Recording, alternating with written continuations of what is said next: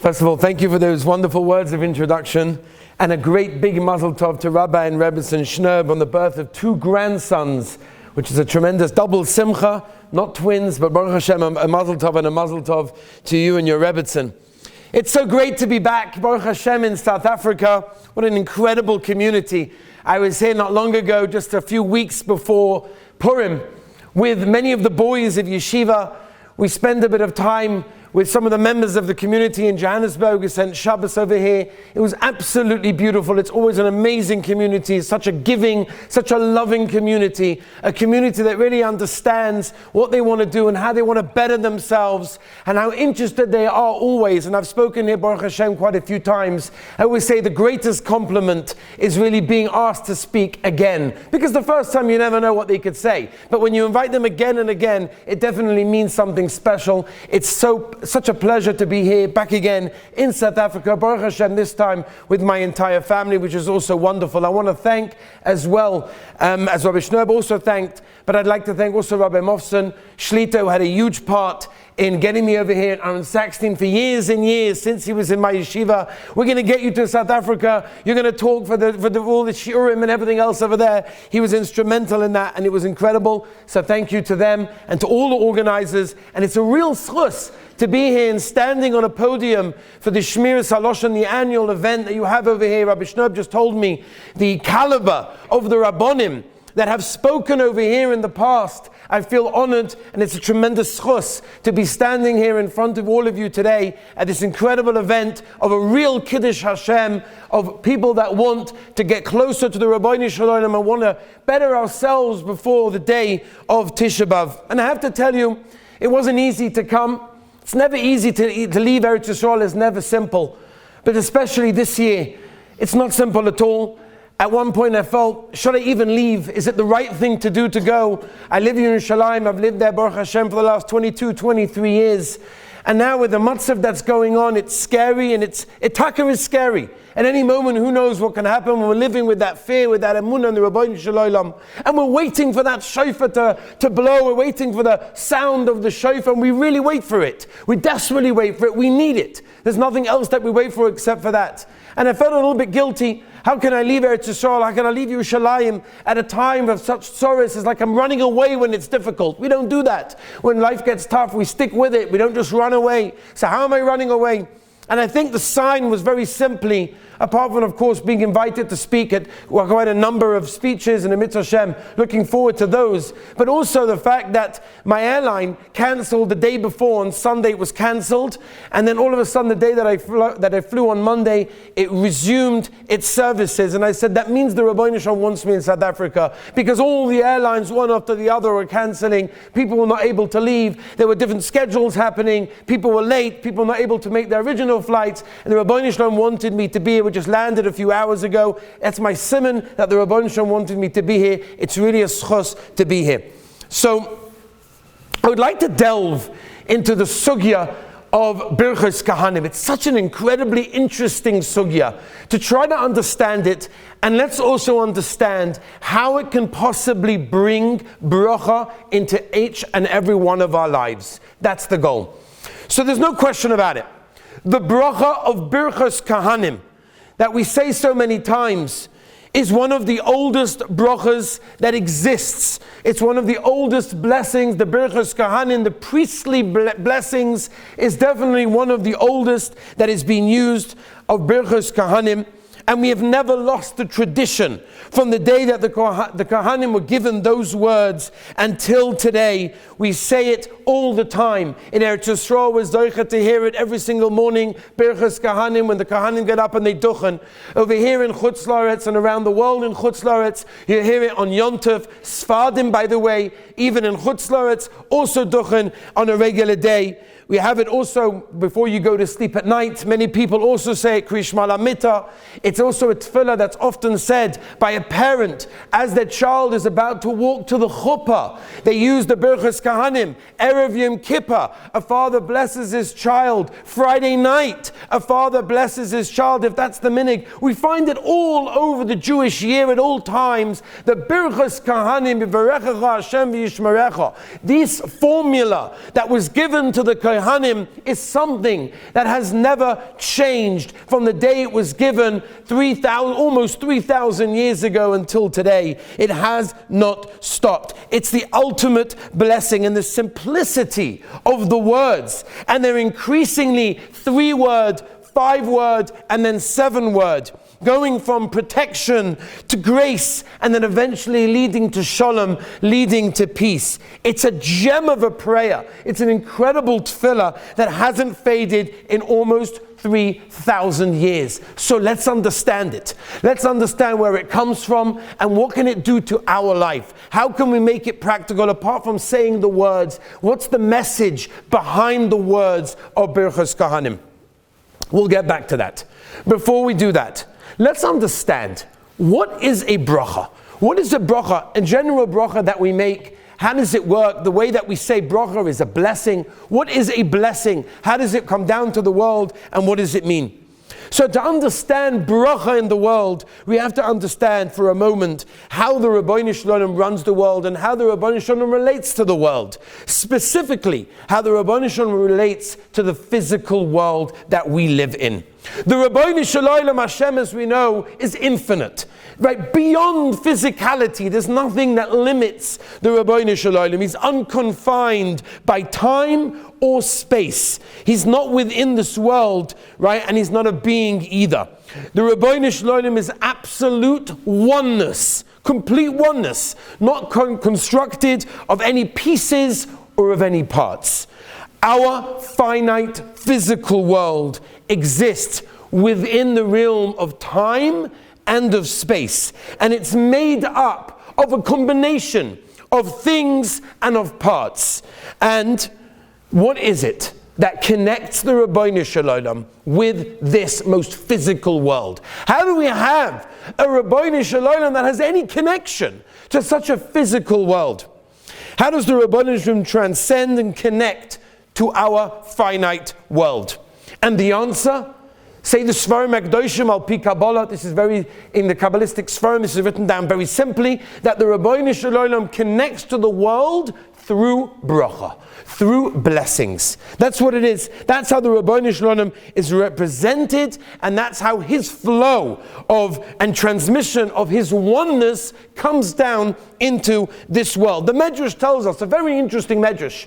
The Medrash tells us that the letter base was chosen specifically to start the Torah. We know that the Torah could have started out of all the 22 letters of the Aleph base. The Torah could have began with any one of them. But says the Medrash, the Ribbono Shel Olam chose the letter base. Why was the letter base chosen out of all of the letters of the 22 Aleph base to start the Torah? Bereshis bara Elokim, explains the Medrash, simple, because the letter base stands for bracha, and we want the world and the Torah and everyone in it to be included in the bracha, and therefore the letter base is bracha. That's why we want the Torah to begin with bracha, which is wonderful. Great explanation. Many of the Mefarshim, Ibn Ezra and many other commentators ask, I don't understand. True, base also stands for bracha, but base can stand for so many other things, and some of those other things are not really brachas, they can actually be klolas. So what's really the explanation why base starts the Torah off?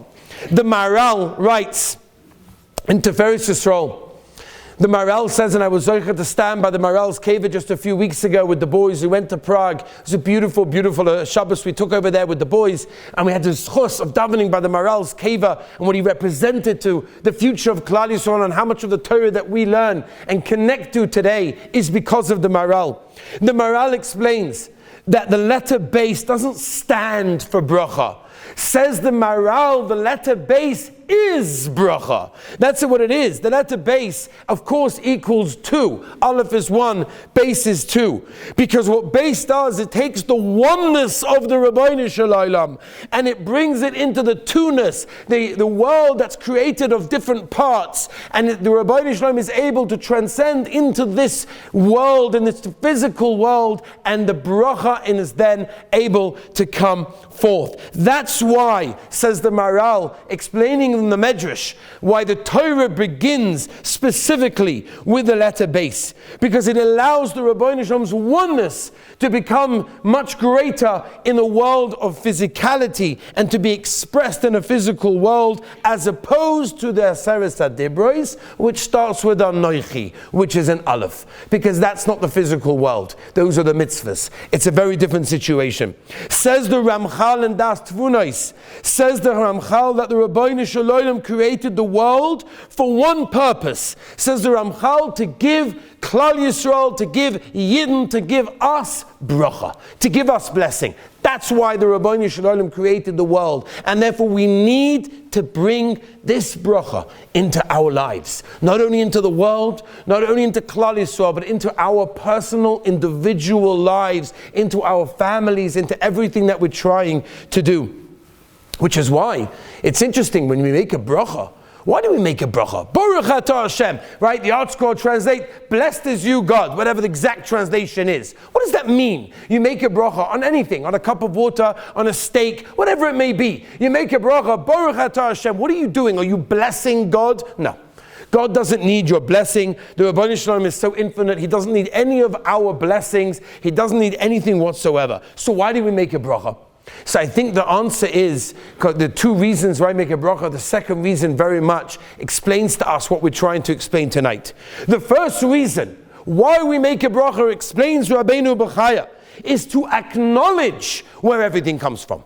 To acknowledge that everything, the source of everything, the way the Rabbeinu Shalom created the world and everything we have in the world comes from the Rabbeinu Shalom. We're acknowledging, we're highlighting, we're making sure we remember at all times. We're about to take a cup of water, we're about to eat something, we're about to smell something, whatever it is. We are now making a bracha to acknowledge that the Rabbeinu Shalom is the source of all bracha. He's the source of all blessing. That's number one. As I says, the Rabbeinu Bechaya.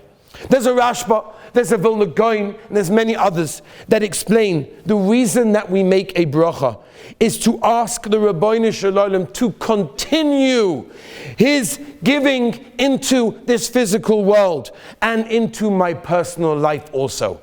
So according to the second explanation, this word Baruch, which comes from bracha, which again, blessing, means that what we're basically doing every time we make a bracha is we're begging the Rabbeinu Shalom to continue funneling in the shefa into our lives and to make sure our lives are full of bracha at all times.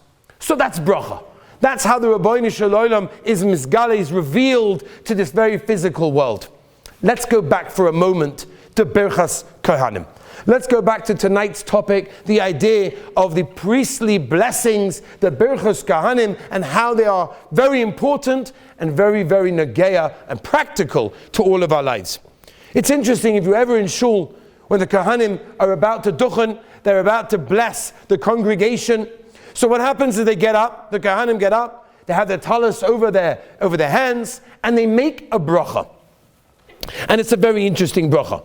It's a very interesting bracha, but before that bracha, the Chazan says something. And the Chazan says the following: Elokeinu v'elokei Avosenu, Baruchenu b'bracha hamushuleshes b'Torah. Says the Chazan, talking to the Rabbeinu Shalom right before we get duchening done, right before Birchas Kohanim happens, the Chazan gets up and says, Rabbeinu Shalom, bless us with a triple blessing. A triple blessing. B'bracha hamushuleshes b'Torah. A triple blessing. What's a triple blessing? Why is it a triple blessing? Why do we refer to Birchas Kohanim as a triple blessing? So a simple answer would be, it's a threefold blessing. Hashem's name is mentioned 3 times in each of the sections, the 3 psukim, 5 psukim, and 7 psukim. Okay, great. So it's 3 times Hashem's name, triple blessing. That's a simple way. That's a much deeper understanding, and let's try to understand this. There's a Moedika Medrash. The Medrash is a Medrash Tanchuma. It's an amazing Medrash.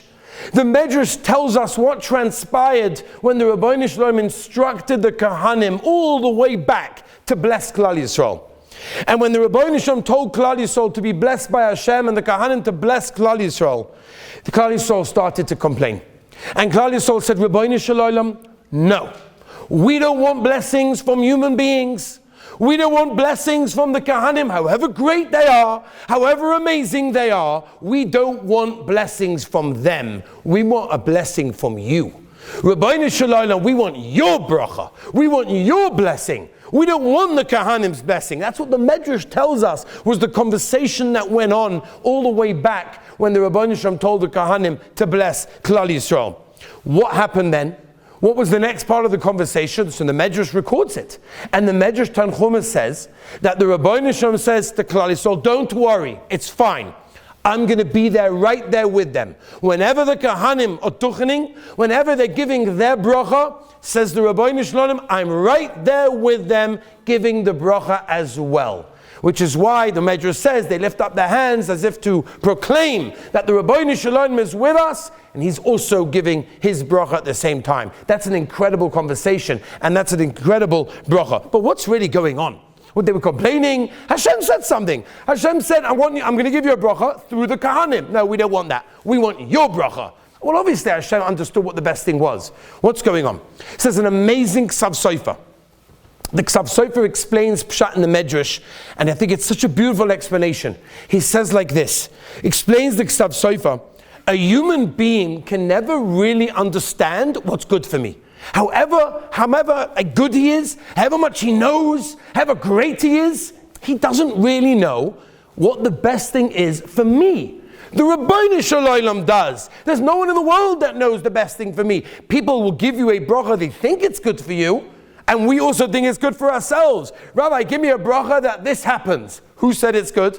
How many times in our lives do we think things are good, but really they're not good? I mean, just take a silly example. People think, if I would win the lottery, I will give all the money to stock and I'll build shuls and mikvahs and I'll do a million things with Ribbono Shel Olam. Come on, you know I'll do good things with it. I'll just give me the lottery ticket, me the winning numbers, and boom, off we go.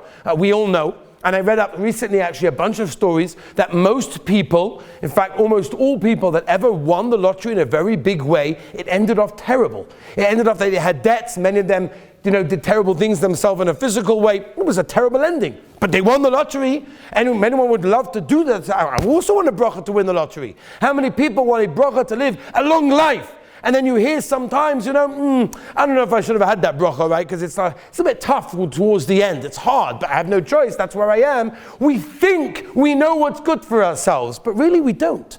So what the Ksav Sofer is explaining in the Medrash is, Klal Yisrael said, Ribbono Shel Olam, you, Ribbono Shel Olam, you know what's good for us. The Kohanim, they're human beings. How can they give us a bracha? They don't really know what's good for us. Explains the Ksav Sofer, that's what's going on. Explains the Ksav Sofer, only the Ribbono Shel Olam that sees the neshama of a yid, that understands where we came from, that knows who we are, that knows in which direction we need to get to. That's the bracha that we want, because he understands us. He understands our depth. He understands our purpose on this world. That, says the Ksav Sofer, is what Klal Yisrael meant. They weren't complaining. What they were saying is we want the Ribbono Shel Olam to give us a bracha because the Ribbono Shel Olam understands what we need. He understands who we are.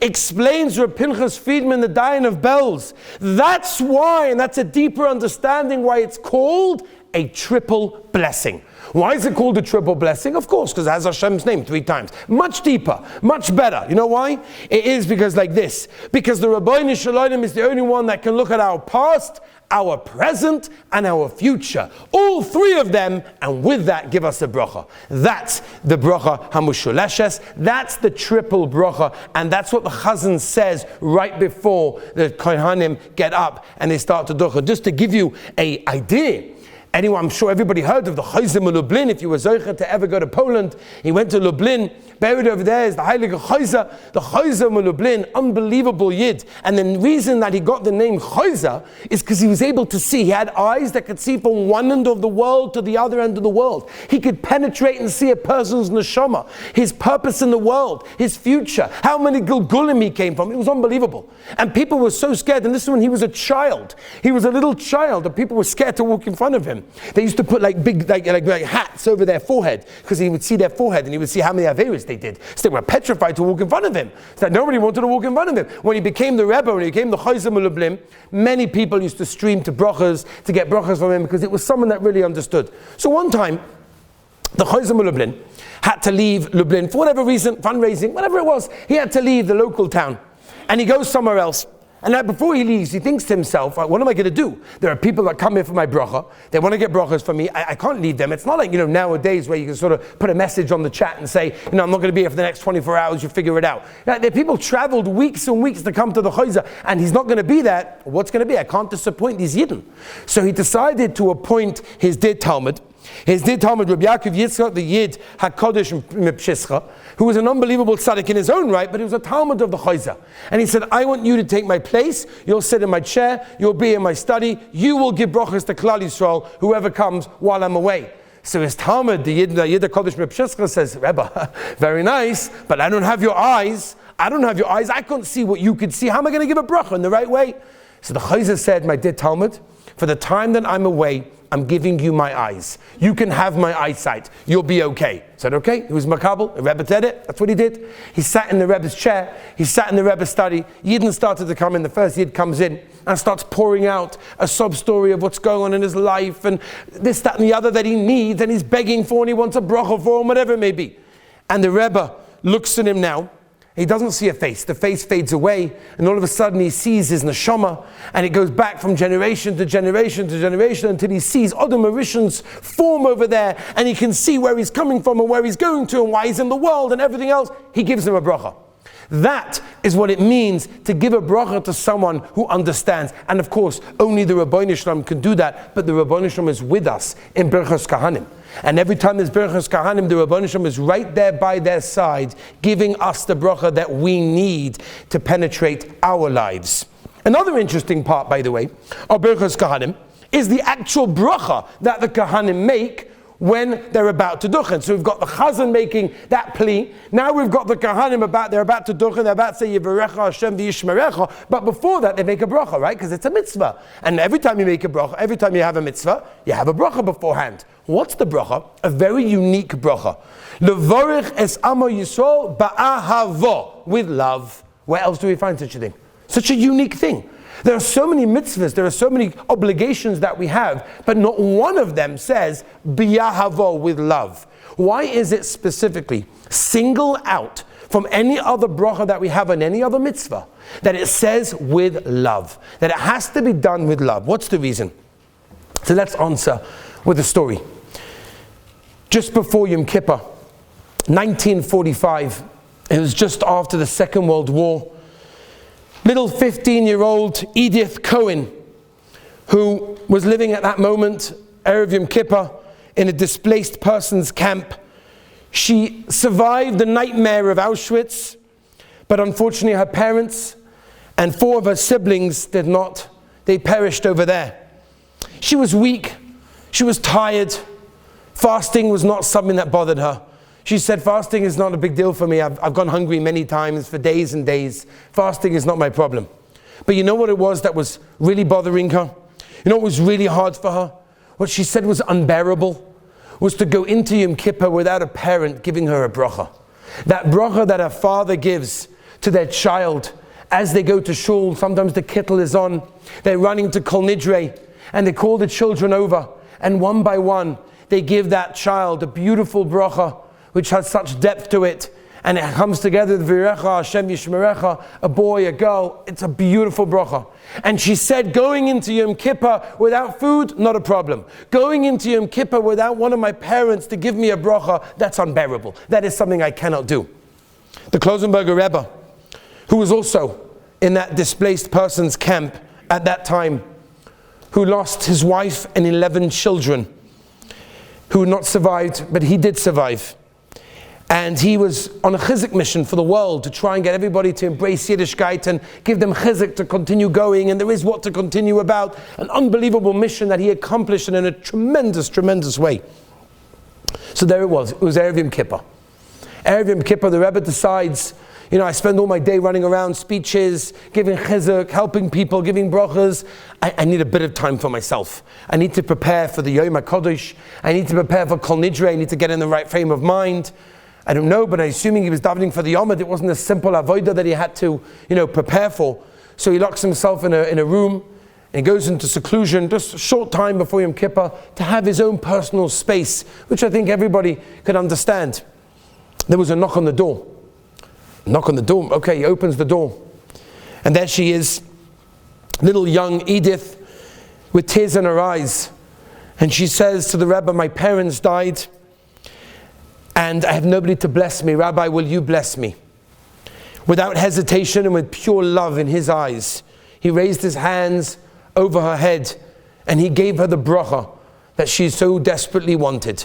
A moment later, there was another knock on the door, and another knock on the door, and another knock on the door. And before you knew it, there was a line of orphaned Yisomim children that survived the Holocaust themselves, but nobody else did. And they were waiting for a bracha from their Rebbe, from their father, the Rosenberger Rebbe, at that time, right before Yom Kippurim. And that's the answer. Birchas Kahanim is a tremendously powerful bracha. It's a bracha that the Rabbeinu Shalom puts all the shefa, all the blessings of what we need, of what we deserve, of what we need to accomplish in this world in an amazing way. And therefore it needs to be done bi'ahava. It needs to be done with love. The one that gives the bracha has to be the one that represents love, that represents caring and loving for somebody else, and that's the Kohanim. That's the reason why the Kohanim, right before they say the formula, which is so powerful, they say, Rabbeinu Shalom, we want to bless Klal Yisrael bi'ahava, with love, with the love. That's the real way that you give the bracha. And that is exactly what's going on, because they are the models for every single one of us. When we want to give bracha to others, and we should, then we also have to have that love and that care and that concern as well to help and give bracha and blessing to everyone else and ultimately to ourselves as well. Rabbi Victor Miller Zatzal used to walk past stores in America. He used to take walks on Ocean Parkway in New York, in Brooklyn, and he would walk past the store and he would give a bracha. And somebody noticed it. They said, well, Rebbe, what are you mumbling? He said, I'm giving a bracha to the store that I'm passing. I want them to have a good day. I want them to have a successful day. I want them to have a fulfilled day. He didn't even know who they were. But the love that he had was so great that he just wanted others to do well. So, okay, this is great. Birchas Kahanim is an important bracha. We're going to go. Next time there's a Yontiv or a Mitzvah Shem, we're all going to be in Eretz Yisrael together. We're going to run together to Shachris, to Musaf, whenever there is a Birchas Kahanim, and we're going to hear it. But how do we, Lamaisa? Until then, what are we meant to do practically? What are we going to take away this evening to try and make this as practical as possible? So number one, there's no question, to look at the good of others, to look for the good for others as well. To see what can we do for someone else. And there are so many people in the world that have accomplished so much just by looking at that direction. What can I do for somebody else? You look in the world, and I'm not so familiar here with the South African community, but I'm absolutely sure it's probably more than most other places. But that every other place that I go visit, and I travel a lot, the gemachim, the chesed that's going on is because people are caring about somebody else. And that comes from love. And that's a beautiful thing. And every single one of us have to think, what can we do in our small little lives to try and help and give care to somebody else? Just to give you an example, I stood on my marpeset, my porch, in my Yerushalayim house, my apartment, and I'm standing there and I'm noticing something interesting. And I pointed this out to my wife. I said, there's a woman across the street who seems to be a little handicapped. She's in a wheelchair, she can't move so much, but she's managing to get around. She's got an electric wheelchair. They built her a car specifically, that the back goes down, the boot goes down, the wheelchair goes in, and she drives away. And I said to my wife, isn't that amazing? Look at that. That's so beautiful. We're using technology and we're using, modern things to be able to help people. She's able to get around. So my wife actually said to me, you know what she's doing? She's not just driving around. She actually has a rotation where she takes other sick people to hospitals, to appointments and everything else. Here's a person that you would have thought could have said, and we all would have said, she's right, we excuse her. I can't do anything for anyone. I can barely look after myself. How can I do something for somebody else? But yet, in an ingenious manner, managed to find a way to help somebody else. And every single one of us can do that. That's number one. Number two, and I'd like to spend a few moments on this as well. The koyach of bracha. The koyach of birchas kahanim comes from where? It comes from the mouth. The koyach of the peh. And I believe that every single one of us, and I want to thank all of you, because by preparing these shurim, I try to better myself as well. On the same way, I can't just speak about it. I'm going to try to implement it as well in my life as well. The koyach of the peh is one of the greatest koyachas that we have. It's the greatest and most powerful tool that we have at our disposal. The Ben Ish Chai writes an amazing thing. Parshas Pinchas. It says the Ben Ish Chai that we think that the koyach of the peh is limited to someone like Moshe Rabbeinu. Wow! Moshe Rabbeinu was someone that was able to talk to Paroi. He brought Klal Yisrael out of Mitzrayim. He took Klal Yisrael out of Golas. Moshe Rabbeinu could do it. Me? Okay, I'll try. But it's not for me. It's not for people like me.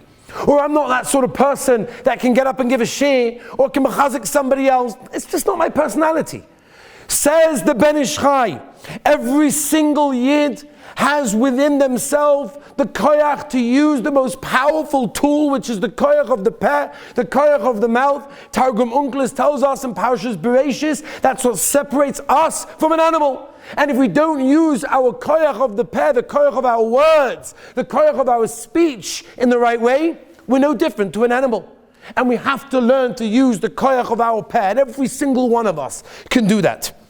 In fact, the Ben Ish Chai brings a posuk in Yeshaya Perek Mem Aleph, where the posuk refers to Klal Yisrael as the worm of Yaakov. The worm of Yaakov. What does that mean? Ask the Ben Ish Chai. Why are we referred to as the worm of Yaakov? Explains, the Ben Ish Chai brings a medrash that a worm is a tiny, small insect. It's a small little thing, but its mouth is immensely powerful. It's capable of boring holes into hard surfaces. So too, Klal Yisrael as well. We may seem on the outside that we're weak. We may seem that we're outnumbered, but we are so powerful. We are so powerful because our koyach of speech, our kol Yaakov, v'hayadayim yidei Esav, the koyach of a yid, of Yaakov, of our Tata Yaakov Avinu, is the koyach of our peh, the koyach of our mouth. And it's such an incredible koyach that we have to learn how to use it. I'll tell you a story. A lady, approximately in her mid-80s, walks into an expert in eye doctor, an expert eye doctor, has a clinic. She's in her mid-80s, and she comes in complaining that she can barely read. The newspaper, the magazines, the bills, it's just getting too difficult for her to read in a normal way. Please, could you help me? Do something about it. She does a bit of research. He looks into it a little bit more, does a bit of a check on the eyes, and he sees what's most likely bothering her. What the problem is she has a cataract. Now, a cataract is where, the inside lens of our eye just goes a bit foggy. Normally it's meant to be see-through, it goes a bit foggy. It's not a crazy thing, it's not a dangerous thing. Normally people go for surgery and it's very successful. So he asked her, why have you not gone for surgery? You could have done this years ago. How long have this been bothering you? Oh, this has been going on for years. I can barely read for a long time. Someone pushed me to come to you now, in the mid-80s. He said, I don't understand, why have you not taken the operation? Why have you not taken the surgery to fix the cataract that you could do, which is known to be very normal, very safe, and very successful? There's no reason why you haven't done it. So she says to him the following. She said, I tried. The surgeons are at the moment currently refusing to carry out such an operation because my blood pressure is sky high. And if your blood pressure is sky high, absolutely you cannot do that surgery. So she said to him, she continued, she said, by the way, my blood pressure is fine, He says, how do you know? You just told me it's high. She says, no. I have a machine at home that measures my blood pressure. I check it all the time. It's absolutely normal. It's average. It's fine. It's only when I go to the clinic, it's only when I'm surrounded by surgeons and doctors, all of a sudden it goes sky high and I don't know what to do, and it goes rocket high, and they say, well, I'm sorry, we can't do the surgery for you. And she keeps on insisting, but at home it's fine. Well, they say, well, we can only see this, and right now it's not good. So that's the reason why I haven't done it. So eye doctor's like amazed. So I don't understand. Why would you think, and there's no like medical explanation to why when you're at home, you measure your blood pressure and it's fine, and only when you're in the doctor's surgery or amongst surgeons or whatever, something like that, all of a sudden it goes sky high, and because of that, you haven't had the operation. It doesn't make any sense. So he asked her, do you know why this is so? Could you maybe think of a reason, an explanation that could help? And she says, maybe I have an idea. She said, going back quite a few years, when I was in my 50s, she says, she went to the doctor about something small.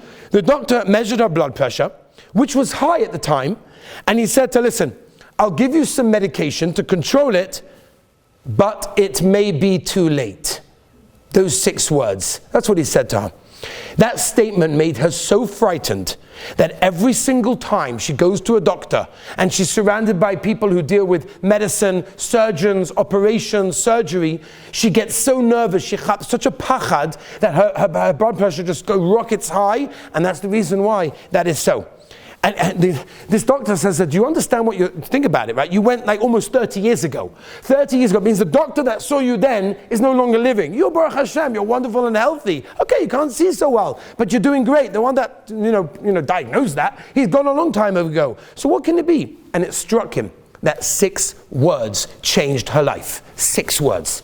Those words of it might be too late literally changed her life, and it had a devastating effect for almost 30 years. She was carrying with her this pachad, this fear of what might happen because it might be too late. She heard those words and she said, I can't do it. And because of that, she suffered so many years. We're all taught as kids how to hold scissors. We teach our children, no, don't hold the scissors that way, hold them this way. Or when you're holding a knife and you're walking to the dining room table, don't hold it this way, hold it that way. We know how to do things in a physical way. But do we realize and do we understand what it means when we actually damage someone with a thoughtless, simple way of speaking? As something that we think is so nothing could carry with someone else for such a long time. There's a pasuk in Tehillim we're all familiar with. The pasuk in Tehillim, Perek Lamed Daled says, Sur meira va'asei toiv, turn away from evil and perform good. So the simple and most common way to explain this pasuk in Tehillim is, first turn away from evil before doing the good. Rav Wolbe Zatzal explained the pasuk in a very novel, a very interesting way. And he explained that the way to achieve turning away from evil is through performing goodness. By performing goodness, that's how you turn away the evil, explained Rav Wolbe, Pshat in the pasuk in Tehillim. Which means, said Rav Wolbe, that if a person struggles with some kind of negative trait, instead of struggling with it and taking it head on, don't focus on resisting it, focus on the opposite trait. Because when you focus on the opposite trait, automatically the other one, the negative one, will just go away. For example, if a person has a problem with a temper, he's blowing up left, right, and center every minute, he's blowing up at people, screaming and shouting and driving everybody crazy. So instead of him working on himself, that he should work on his anger, which of course he should do, but instead of that, the best way to do it is focus on patience. Focus on the opposite way around, and then automatically the anger will go away. We live in a cynical world. We live a very cynical world. A world where people are talking negatively, people are complaining, people are criticizing. And the best way to overcome that, the best way to try and get rid of that, is to focus on the opposite. To be able to speak positivity, to be able to give compliments, to be able to praise people. That's what it is. When we express admiration and appreciation for people and for events, that automatically will push away all the negativity that we hear. And that's important. They made a study of people that wake up in the morning. There's two ways of waking up in the morning. Obviously, there's many more, right? In yeshiva, we have to use all interesting ways of how to wake up boys in the morning. Not simple. You have to come up with ingenious ways of getting them up. But let's talk about the simple ways, right? You have an alarm clock, right? For kids, right? We have all got kids. Do they listen to the alarm clock? Is there a point having an alarm clock? That's a different discussion. But they have an alarm clock. There are two ways. Number one, you have a beep or a buzz. Okay, that's simple. Or you can have it turns on the radio. So the radio goes on as the alarm, and you're listening, and hopefully through the talking, sometimes, it gets them up. They made a study in America that people that wake up in the morning listening to the radio are much more depressed than people that wake up in the morning by people that hear a buzz. Because what's news? The only thing on the news, I hope we're not following the news, but we are following the news. It's scary news what's going on. No one's reporting that this guy made a siyum hashas. No one's reporting that this guy went to the Koisel and davened and he had a beautiful tefillah answer. Unfortunately not. They're reporting all of the negative, all the bad stuff. So that if that's all you hear, that's what goes in. And it's in the morning. It's the first thing you hear in the morning. That's why you meant to say Mo'da'an in the morning. First thing is Hodah. We praise Hashem. Thank you for giving us our lives back. You start your day with a thanks. You start your day with an admiration, with a praise, with a compliment to the Ribbono Shel Olam. He doesn't need it. He's not waiting for it. We need it. We need to give it to Ribbono Shel Olam for ourselves. And therefore, the more we work on positive speech, the more we work on compliments, the more we work on this, the more we will eventually eliminate completely any negative speech. And by the way, if you're looking for the day to try and implement this, there's no shaila that Shabbos Kodesh is the best day of the week to do this. We start Shabbos with one thing, and that's Kiddush. Kiddush is what's Mekadesh the Shabbos. Of course, a woman lights Hadlakas Haneros, that's before Shabbos. The Kiddush is as Shabbos comes in, we're Mekadesh Shabbos. We're praising the Ribbono Shel Olam for making the most beautiful world and for letting us be a part of that. And we step away from the difficulties, from the disappointments of the week that we have, and we delve into the praise of the Ribbono Shel Olam. Shabbos is that day. Just to give you an example of praise and of compliment, the story, and you can look this up in Art Scroll's biography of Rebbetzin Kanievsky, Reb Chaim's wife, that one Friday morning, this is what happened. One Friday morning, her husband Reb Chaim, which I can't imagine was a very rare occurrence, made a siyum on a certain Masechta together with his chavrusa. The Rebbetzin, the covered the siyum, brings in some coffee and cake from the kitchen for the celebration, as she normally did when Reb Chaim made a siyum. This time was different. This time she brought in a special coffee mug that she had never used before. Extra large coffee, right? I don't know if you've ever been to America, right? In America, by the way, I just came from there not long, a few days ago. There's no such thing as small. You go to a coffee shop, would you like medium or large? There is no small. There can only be medium or large. Everything's like big. So Rebbe Kanievsky comes in, obviously no shaykhs to all of this gashmias, but with a much bigger kos, much bigger cup, and she presents the coffee to her husband, Reb Chaim. And she says the following, and there were people there who listened to this, who saw this.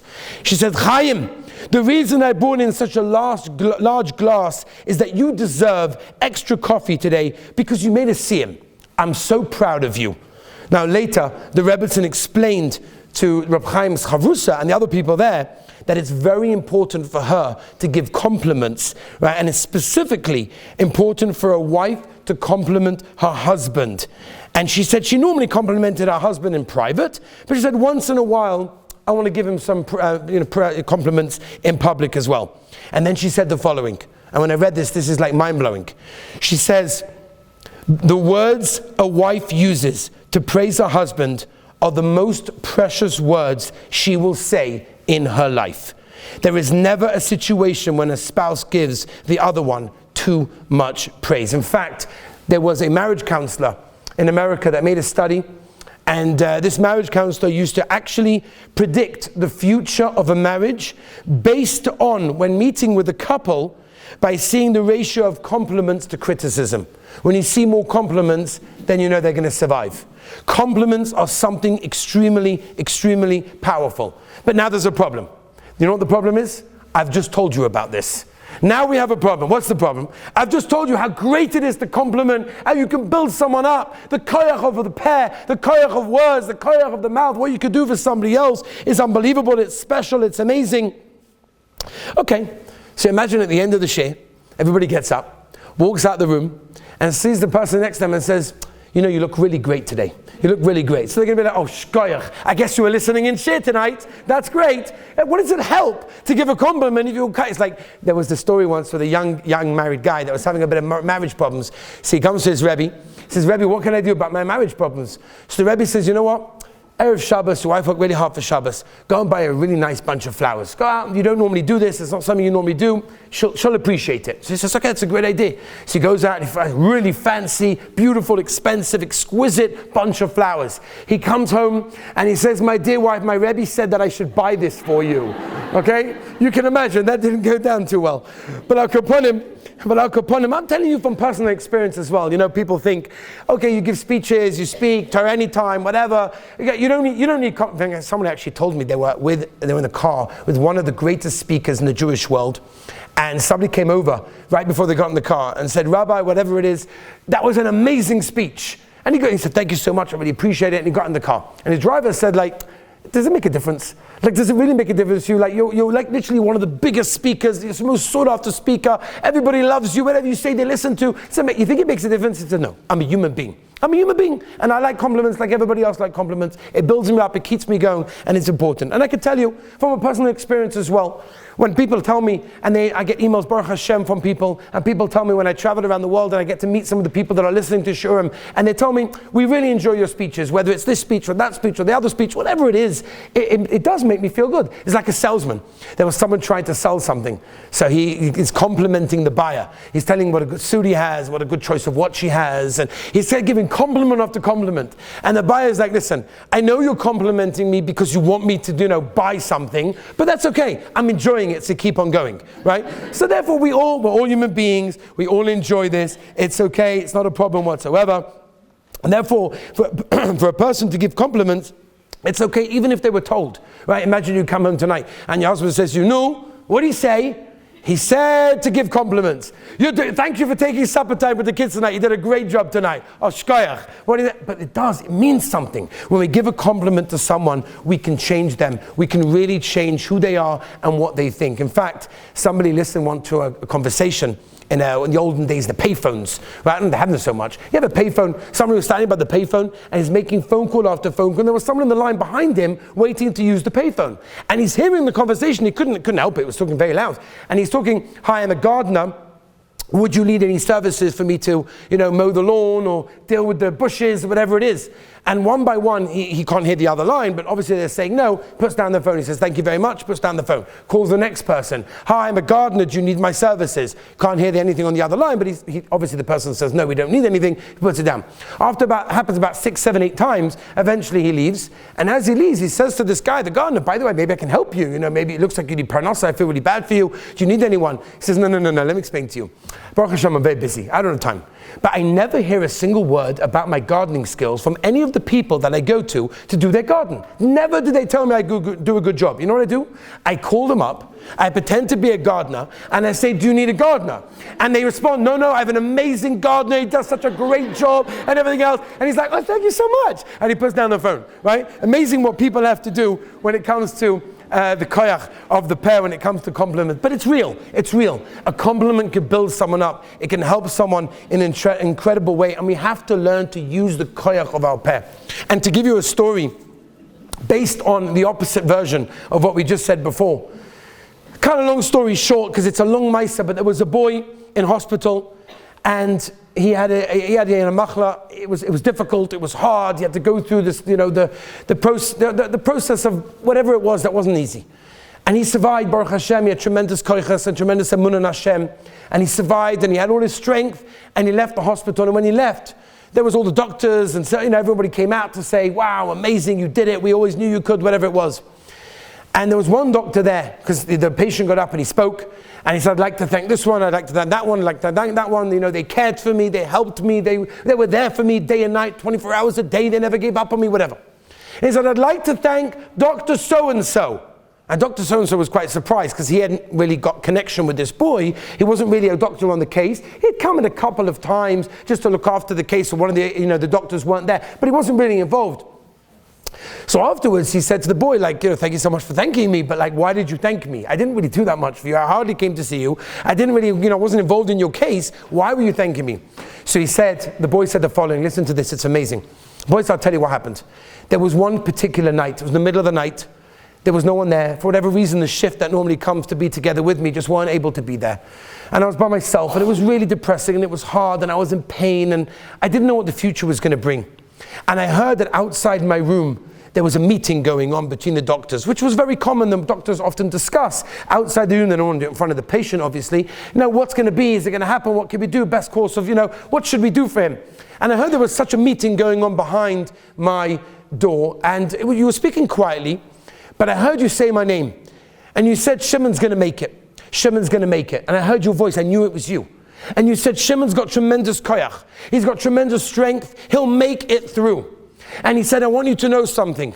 Doctor, if not for you, I would never have made it. You gave me the koyach. You gave me the strength to continue fighting this horrible disease to where I am today, where I'm, Baruch Hashem, well and healthy. Only because you said those words, I knew Shimon. He'll make it. He's strong. He's going to manage. The doctor was shocked. You know why he was shocked? And he told this to somebody else. He didn't tell it to the boy. He told it to someone else who listened to the conversation. He said, that night, there was another Shimon in the next room. And that Shimon had come in for a different reason, a different situation. And we were discussing what to do outside his room, which was also outside your room. It was on the border of both. And I said, Shimon's going to make it. He's got lots of strength. And he said, I cannot believe that the words that I said that weren't even about this boy helped that boy get through. That's the koyach of our mouth. That's the koyach of helping someone else, praising someone else, complimenting someone else, positivity that we talk about, that can lift up someone else, that can put bracha into their lives, that can put blessing into their lives. The first kohen ever in history was Aaron HaKohen. Oyev Shalom v'roidev Shalom. Aaron HaKohen was someone that didn't just love peace, didn't just love Shalom. He ran after it. He was roidev Shalom. That's what he wanted. He loved peace because he cared for every single Yid in Klal Yisrael. And therefore, that's the first person that got the kahuna. And that's the first person that was able to bless Klal Yisrael. Because bracha has to be ba'ahava. It has to be with love. If we ask ourselves why specifically the Kahanim are able to do and they have the schus of saying Birchas Kahanim, it's because the Kahanim represent Aaron HaKohen, which represents the love and the care for every single Yid. The respect and the love is what brings bracha to everybody else's life and also to our own life as well, which is why the bracha is so unique with the idea that number one, it has bi'ava. Hamushuleshes means it's a triple bracha because it's a bracha that's known by the Rabbeinu Shalom. We'll put bracha in our lives that which we need, that which the Rabbeinu Shalom knows that we need, not that we think we need. Birchas Kahanim carries with it this vital message for us today, and that is a society, a community whose members are seeking out the good for one another is holy and is blessed. We should all be zoiche, every single one of us, to use the koyach of our mouths, to talk positivity, to compliment, to uplift, to bless, to give brachas to others, and which will in turn not only change all of Klal Yisrael, but will change every single one of us, and will bring the bracha into our homes, into our families, into our Yiddishkeit. We should all be zoiche to have that bracha. Thank you for listening.